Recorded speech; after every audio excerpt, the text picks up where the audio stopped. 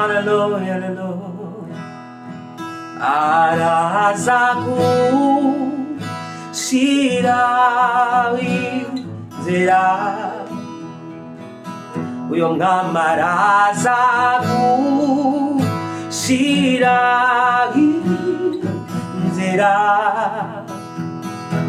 arebaku raho ntabasha kubona nzomwizigera araza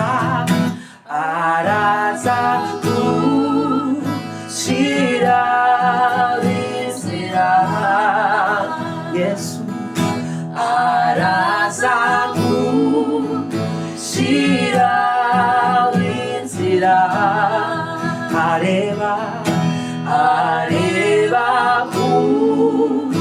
nabo ntabasha kubona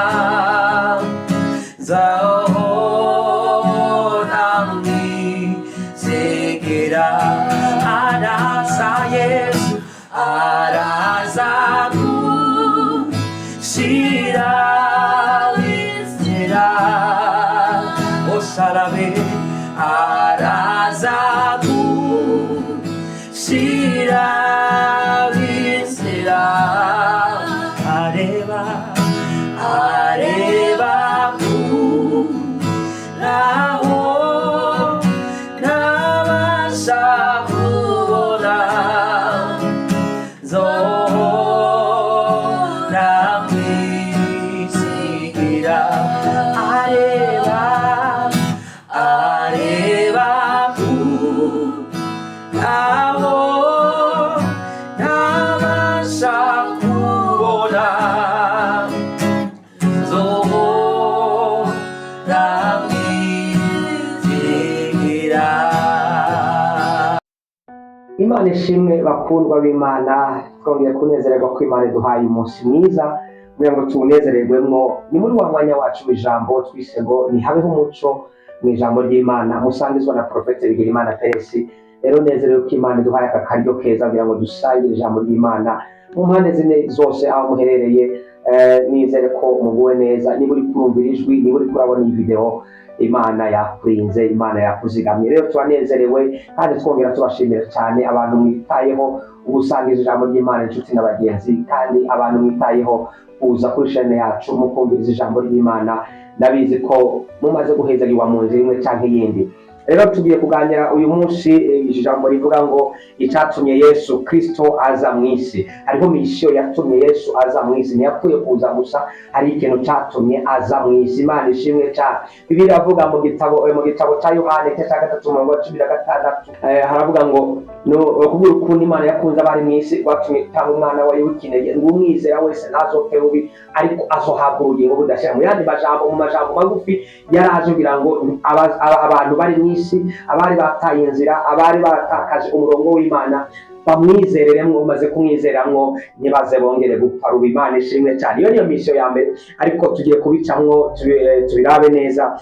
Duhereye mu ntango y'ibintu byose, Imana yaremye umuntu imushira mu itongo, imuha kuganza ivyo yaremye byose. Imana ishimwe cyane. Umuntu icyatumye Imana imurema kwavuga ngo aganze, kwarugira ngo abe mu itongo aganze ivy'Imana yaremye byose. Imana ishimwe cyane. Tubisanga mu Itanguriro igice ca mbere n'umurongo wa 26 ugera ku murongo wa 27, n'igice cya kabiri umurongo w'indwi n'umurongo w'umunani. Umuntu amaze gushirwa mu itongo agahabwa kuganza, Satani nawe agira ishari, abasanga muri iryo tongo kubahenda kugira ngo abatandukanye n'Imana. Mwibuka ko Bibiliya ivuga ngo muri Yohana 10:10 haravuga ngo igisuma n'icyazanywe n'ikindi. Imana ishimwe cyane. Atari ukwiba, ukwica no gutikiza. Niyo mission Satani yamuzanye. Nicyo gituma yaciye kwata agenda mu itongo, yihinduye inzoka, akoresha ishusho y'inzoka, aja mu itongo, aca guhenda Eva. Tubisanga mu gitabo cy'Itanguriro igice cya 3 kuva ku murongo wa 1 n'umurongo w'indwi. Satani akoresheje inzoka yakoresheje inzoka kugira ngo aganire na Eva. Imana ishimwe cyane. Haleluya. Ni ukuvuga ngo Satani yari yamaze kumenya ko umuntu ari umukundwa imbere y'Imana, yari yamaze kumenya ko umuntu afite agaciro gakomeye imbere y'Imana. Satani yari yamaze kubimenya neza ko umuntu ateye ubwoba, umuntu kubera iki umuntu ahayeho kuganza. Kandi Satani nawe birivuga ngo yitwa Lusuferi, ari mu ijuru, yari umumarayika w'umuco. Mu yandi majambo abona yakuwe mu muco, aravuga ngo no, ntibikunda jewe ndetse mvi iruhande y'Imana. Aba nabo bategurwa kuzoja ku Mana, bategurwa kuzoja kubaho ubuzima budashira. Ibi ntibibaho. Ategura umugambi wo kuzagira ngo abahendagize, abakure mu mugambi w'Imana, abakure muri misho y'Imana. Imana ishimwe cyane. Nta bushobozi yari afise bwo kubaturukira imbonankubone, nicyo bituma yakoresheje inzoka. Imana ishimwe cyane. Siwe yaganza, haganza umuntu yari hawe kuganza, umuntu yari hawe ubushobozi bwose ku byaremwe. Imana ishimwe cyane. Satani nawe akoresha ubundi buhinga bwiwe bwo kwiyoberanya, ariyoberanya yihindura inzoka. Kandi yari yavuze ngo inzoka cyane cyo gikoko gifite ubwenge cyane, gifite amanyanga. Inzoka ngo cyane icyo gicaremwe mu byaremwe byose, gifite amakali, gifite amanyanga, gifite inzira zo guhendahenda umuntu. Imana ishimwe cyane. Verse ya 6 tubona uyu mugore kubwo kwakira ikinyoma cya Satani ngo acatangura kubona icyo giti. Amaze kumva Satani amubwiye ngo mbega ariko bimeze, Imana yarabwiye ngo kuri icyo giti. Umugore arishura ngo ntiyatubwiye ngo nivye kuri iki giti, ntiyatubwiye ngo tujye ku biti byose binga, aho gatuye igiti kiri mu itongo hagati. Imana ishimwe cyane. Yatubwiye igiti kiri mu itongo hagati ngo nitukirye ko mbere tugikoreko. Satani bamwishura ngo habe n'intete naco muzoba, ahubwo hari ikintu yabanyegeje, ahubwo yashaka ko mutaba nkayo, ahubwo yashaka ko mutiyumvira nkayo, ahubwo yashaka ko mutabona nkayo. Yesu arahishije kumuhenda, aramubesha. Icyo ubwo nyine muri uyo mwanya nyine Eva amaze kwemera icyo kinyoma, amaze kwinjirwamo n'umudayimo. Imana idufashe cyane. Amaze kwinjirwamo n'ikinyoma cya Satani, ko birivuga ngo ni se w'ibinyoma, ni kuvuga ngo se w'ibinyoma yari yiziye. Haleluya. Acatangura kubona icyo giti kibereye kuribwa, gihimbaye mu jisho, ari igiti cyo kwipfuzwa, kimenyesha ubwenge. Ubwo nyine acatangura kubibona, aravuga ngo iki giti ni cyiza, iki giti kibereye ijisho, iki giti kirabereye no kuribwa kabisa, iki giti twokirya. Imana ishimwe cyane. Ibihe byose bari babaye muri Edeni ntibigeze babona ko icyo giti ari cyo kuribwa, ari kibereye ijisho. Imana ishimwe cyane. Babibonye bamaze guhendwa. Imana idufashe. Haleluya. Mu buzima duhura n'ibintu bitandukanye, bimwe Satani akatwereka bimwe kumenya ni byiza, ariko uko kwereka ko ari byiza niho abashaka gukura mu mugambi w'Imana. Igihe cyose Satani aza kuganiriza umuhaye umwanya, ntushobora kumutsinda, kuko yari umwami w'umuco mw'ijuru, yari umwana w'umuco, umumarayika akayangana. Biratwereka ngo yinyugangije gusa, agize gutya gusa, havuga amajwi menshi. Nicyo gituma ngo yibona ari umuntu akomeye, nicyo gituma yashaka ngo kwicara ku ntebe y'Imana, kuko nawe yumva ari igitangaza. Rero ndagahora kubwira ngo igihe cyose Satani yo gutera, igihe cyose ukumva amajwi ukumva saa y'Imana, usumenye ngo na Satani ayo majwi ntuza ufata umwanya wo kuyishura, kuko igihe cyose ufata umwanya wo kwishura Satani anakuhendagiza agatahira guta mu kinogo. Imana idufashe cyane. Imana idufashe cyane, iturinde, iduhe impemu ya discernment, impemu yo kubona, impemu yo kumenya, gutandukanya ibintu, gutandukanya amajwi. Imana ishimwe cyane. Haleluya.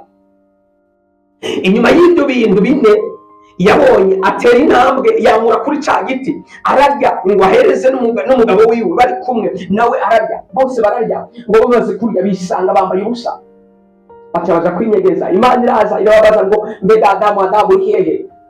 Nigiki ngo nakumvise mwitongo ngo turinyegeza, nigiki cyatumye mwinyegeza? Aho nimwaje kuri cya giti. Mwihani mashaho, Imana Satani yari yamaze kubakura mu mugambi w'Imana, yari yamaze kubakura mu bwiza bw'Imana. Nagira ngo kuri akantu kabe gusanga ushobora kuba wigenda muri ibi bintu bibi, hariho gukubaho ubwiza bw'Imana, hariho no gutandukana n'Imana. Imana ishimwe cyane. Bari bambuwe burya bwiza bari bafutse, ariko ntibari batandukanye n'Imana, ntibari batandukanye n'ishusho y'Imana. Imana ishimwe. Bibiliya ivuga ngo yaturemye mu ishusho yayo, uko Imana imeze niko tumeze. Mu yandi majambo, igihe yarema umuntu, Imana yamuhumekeyemo, itaramuhumekeramo cyari ikintu kiraho kibumbye gusa, ariko imaze kumuhumekeramo ibimushizemo ubumana bwose. Mu yandi majambo, icyo Satani yakuyeho bwari burya bwiza bubafutse. Ubundi ntibari bambaye, bari bafutswe n'ubwiza bw'Imana. Imana ishimwe cyane. abo bakuru ubwiza bw'Imana batandukanye nako bashaka kwinyegeza, ariko Imana yavuga ngo ni igiki mwakoze mwariye kuri cya giti, ni igiki cyababwiye ko mwambaye ubusa. Yandi majambo bari bamaze kurya ku Imana yababujije. Mwene data ucunge cyane Satani ntakubwire gukora icyo Imana yakubujije. Ashobora kutwereka ko ari cyiza kigasa neza ukamenya kiramavuse kiriko amavuta, ariko nagira ngo ndakubwire ngo wirinde cyane, ube maso cyane kugira ngo Satani ataguhendagiza ngo akujane mu by'Imana itaguteguriye, ngo agukure muri kava Imana yagushizeho, ngo agukure mu kwisi Imana yagushize. Imana ishimwe cyane. Misiyo ya Satani aca yibaza ngo irabaye hayisi, ndabakuyeho ndabishe, ndabakuye muri wa mugambi w'Imana. Ariko reka nababwire ngo icyazanye Imana, icyazanye Kristo mwisi, wabwira ngo umwe yazimira nyene, Adamu yaramaze kwizimira, amaze gukurwa mu bwa bwiza. Mwene majambo Yesu Kristo yaje kugira ngo atugarure ubwa bwiza, atugarure cya gikundiro cy'Imana, atugarure ya favere y'Imana, atugarure bwa buntu bw'Imana. Bibiliya irambwira ngo umuntu amaze gucumura akandukana n'ubwiza bw'Imana, ntiyari yemerewe kwegera Imana, ntiyari yemerewe kuza ahera, ariko Kristo amaze kuza karamasi yakota. Ndanezerewe cyane. Kristo amaze kuza, Bibiliya irambwira ngo icyamuzanye kwabwira ngo asangangura ibikorwa by'umwiza. Imana ishimwe cyane. Iyi muri misiyo gusangangura ibikorwa by'umwiza. Imana ishimwe. Icya kabiri kugira ngo akuhe ubugingo budashira, wewe ni wamwizeye. Haleluya, haleluya. Muyandi majambo Yesu Kristo yapfiriye abantu bose bariho kwisi, ariko umuntu wese ni wafata ingingo, mbega ndamwizere, mbega ndamukurikire, mbega ndamuhitemo. Wewe warahawe ubuzima bwo guhitamo, warahawe ubuzima bwo kuvuga ngo ndahisemo iki cyiza cyangwa kibi, icyo uhisemo cyose ujana naco, kandi niko bigomba kugenda. Imana ishimwe cyane. Haleluya, haleluya. Mwene data bibaza ngo mingo Yesu yaje. Bibiliya umanutse muri Yohana 3:17 bivuga ngo si kuko Yesu icyamuze atazanywe no gucira ubanza bari mwisi, ariko ngo yaje kugira ngo bakizwe. Imana ishimwe cyane. Wewe ushobora kubibaza ko Yesu yaje kugira ngo acire urubanza abantu bakoze ibyaha binaka, ariko nagira ngo nakubwire ngo misiyo ya Yesu ndi ariyo, ahubwo misiyo ya Yesu kwari kugira ngo afate wa muntu yazimira amusubize mu nzira, kwari kugira ngo afate wa muntu atemerewe amutemerewe kwinjira ahera amusubize mu Mana, amusubize muri iyo favere yo kwinjira akishikira imbere y'Imana. Imana ishimwe cyane. Bibiliya yambwiye ngo ari ku musaraba yaravuze ngo birarangiye n'ibiki byari birangiye. Kwa kutemererwa kwinjira birarangiye, biraheze. Kwa kutemererwa kuba umwana w'Imana birarangiye. Biravuga ngo abamwizeye bose yabahaye ubasha gucika abana b'Imana. Misiyo yatumye aza Yesu wavuga ngo ducika abana b'Imana. Haleluya, haleluya. Adamu mwitongo ntiyitwa umwana w'Imana. Adamu mwitongo yari yaremwe mu ishusho y'Imana, ariko ntiyitwa umwana w'Imana. Ariko Yesu amaze kuza ngo umwizeye wese arasobakota, umwizeye wese ahinduka umwana w'Imana. Mwene data yaba wasambanye cyane, amwizeye ahinduka umwana w'Imana. Yaba uwibye cyane, amwizeye ahinduka umwana w'Imana. Yaba wasahuye, amwizeye ahinduka umwana w'Imana. Ndagira ngo nakubwire ngo intege nke zose ziraho umaze kwizera umwana w'Imana uhinduka umwana w'Imana. Bibiliya yambwiye ngo turabaraganwa na Kristo, ni ukuvuga ngo azohabwa impera, natwe duhabwa impera nawe, turaganwe nawe, ibyo azoragwa natwe tuzobiragwa. Imana ishimwe cyane. Haleluya, haleluya. Mwene data, misiyo ya Yesu kwabwira ngo akugarukane, akuvane mu mwijima, aguhe umuco. Bibiliya yambwiye ngo yaje ari umuco mu bisi, ariko abisi ntibamwemera, bigumira mu mwijima. Ariko ndagira ngo nakubwire ngo uyu munsi umaze kumva iyi video, mwene data, umaze gukurikirana iyi video, ndagira ngo nakubwire ngo mwene data, hitamo kuba mu nzira z'umwijima, hitamo kuba mu nzira zitari iz'Imana, ukurikire Yesu, umwami w'abami, data wa twese, Kristo umujyanama. Imana ishimwe cyane. Haleluya. Kugira ngo amen. Haleluya. Niba ubyiza hano tugomba ngo impamvu twise uyu mwanya ngo ni habeho umuco, tugerageza gufasha abantu b'Imana. Hariho abantu bataronka umwanya wo kwicara mu ijambo ry'Imana, hari abantu bataronka umwanya wo gusoma Bibiliya, ariko twebwe twicara mu ijambo ry'Imana, tukicara muri Bibiliya kugira ngo tugerageze duhishurwe n'Imana, duhishurwe na mpemu y'Imana. Ko Bibiliya yambwiye ngo mpemu y'Imana ni ukuri, azotubwira iby'ukuri. Mu yandi majambo, iyo dusomye ijambo ry'Imana duhishurirwa ukuri kuri mu ijambo ry'Imana. Nicyo gituma rero iyo dufashe umwanya mu ijambo, tuba turiko turarishyiramo, tugiye yuzuzamo. Yavuga ngo muri medite ko ijoro n'umurango, turi medita ko ijoro n'umurango kugira ngo dushobore kuronka icyo dushobora gusobanura wa muntu ataronse umwanya, wa muntu ataratahura. Hariho n'ababwirirwamo, hariho n'abirirwa muri Bibiliya barisoma ariko ntibatahura ibyo ivuga. Imana ishimwe cyane. Yesu ntiyaje gucira imanza bari mu isi, Yesu ntiyaje gucira imanza abantu bari mu isi, ahubwo Yesu agira ngo bamwizere hanyuma bakizwe. Yagiye kwa Zakayo ngo yurire igiti ngo agira ngo arabe Yesu, hanyuma Yesu amubonye ararangamiza amuraba ku giti. Haleluya, haleluya. Muri Luka 19 rero niho bisanga ku murongo wa mbere kugera ku murongo w'10 ngo Yesu arangamiza abona Zakayo yuriye hejuru, aramubwira ngo uyu munsi ndarari wawe. Abagabo bari aho, ibigabo bikomakomeye byize, ibigabo bifise amatitre, biravuga ngo kubera kugera ku munyabyaha uraraba munsi y'umunyabyaha bigenze gute. Yesu arababwira ngo n'uyu nayo n'umwana wa Aburahamu, n'uwakomoka kuri Aburahamu.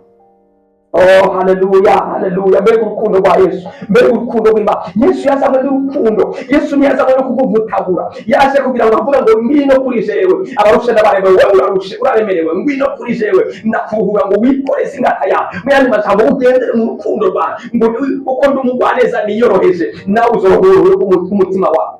Imana ishimwe cyane. Yesu yaje kugira ngo akuhura ubugingo bw'umutima wawe.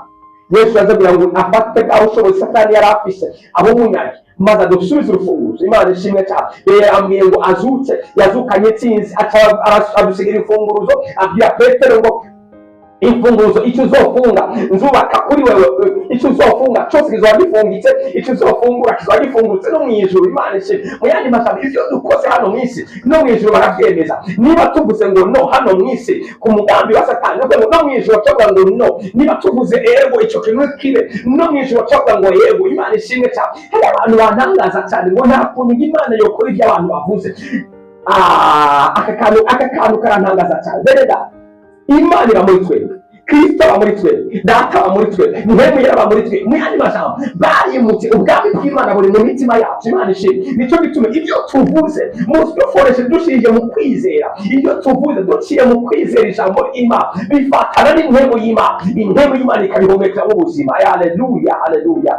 Sitwe dutegeka Imana, ahubwo twizera mu ijambo ry'Imana. Ijambo ry'Imana riruzuye, ntirigira agasembwa, ntirigira nta kanenge rigira. Nicyo gituma tuyizereyemo tuba dufise ubuzima bwuzuye bw'Imana. Imana ishimwe cyane. Bibiliya yavuze ngo yaje kugira ngo abari barapfuye baronke ubuzima. Mu yandi magambo yafashe urupfu twari kwinjiramo, aratawe ku gishingo cyacu kugira ngo twebwe tugirwe bazima, twebwe tumwizeye duhindurwe bazima. Imana ishimwe cyane. Mwene data, ndagira ngo ndakubwire ngo icyazanye Yesu ni kubabwira ngo wowe uperuke.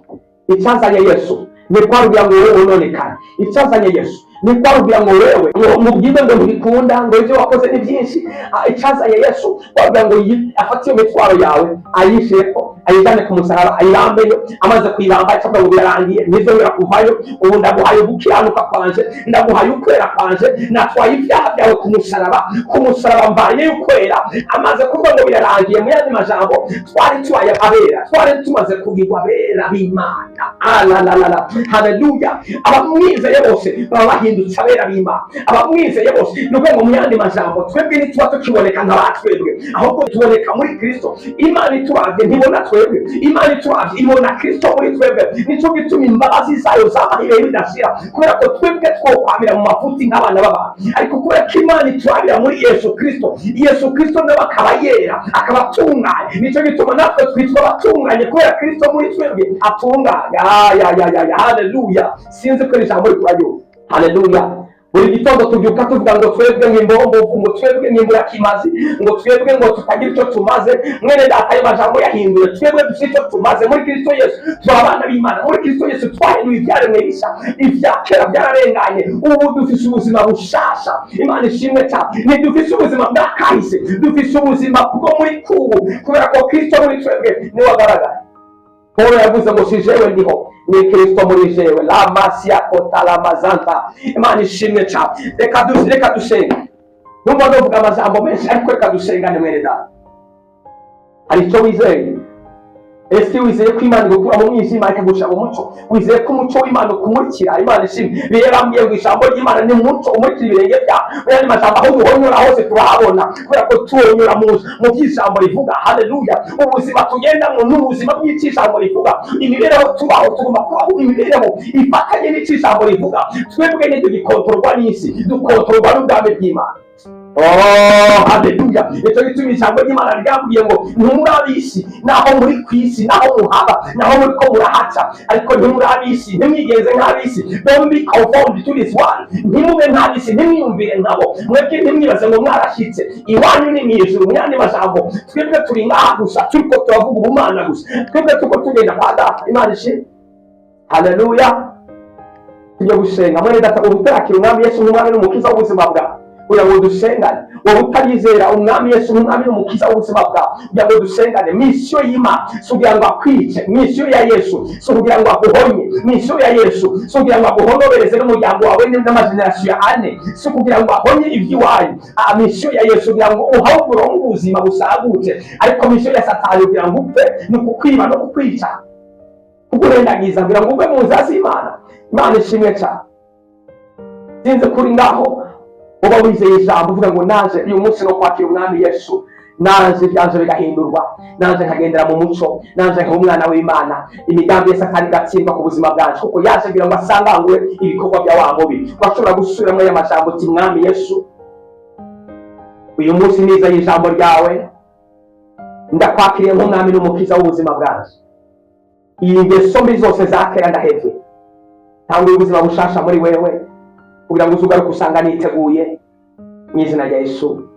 Amen. Umaze kwatura amajambo mwene Data, umaze kuba umwana w'Imana, ntibisaba ibintu byinshi utanga, ntibisaba ibiguzi, ntibisaba ngo ubanze ugende gusenga iminsi 80, ntibisaba ngo ubanze gusenga ngo 3. Oya, bisaba gusa ko wizera n'umutima wawe, maze ukatura n'akanwa. Nibyo gusa Bibiliya ivuga ngo ni ukwizera n'umutima. Umaze kumva n'ugutwi ukizeresha umutima, ukaturisha akanwa kuri umwana w'Imana, ivyo birabaye ni automatique. Abantu babishyiramo amatematike menshi, ibiharuro byinshi, amafizike menshi, ariko nta mafizike arimo, nta biharuro birimo, ni ukwatura gusa. Iyo umaze kumva ukizera, maze akanwa kakatura ko uri umwana w'Imana, uba umaze kuba transition, umaze kuba transferred, ukaba ugiye mu bwami bw'Imana, umaze kuba transferred, ukaja mu bana b'Imana, ukinjira mu bwami bw'Imana. Ngo abamwakiriye bose yabaye waje gucika abana b'Imana, nibo bizeye izina ry'Imana. Haleluya. Muri Yohana 1:12. Imana ishimwe cyane. Haleluya, haleluya.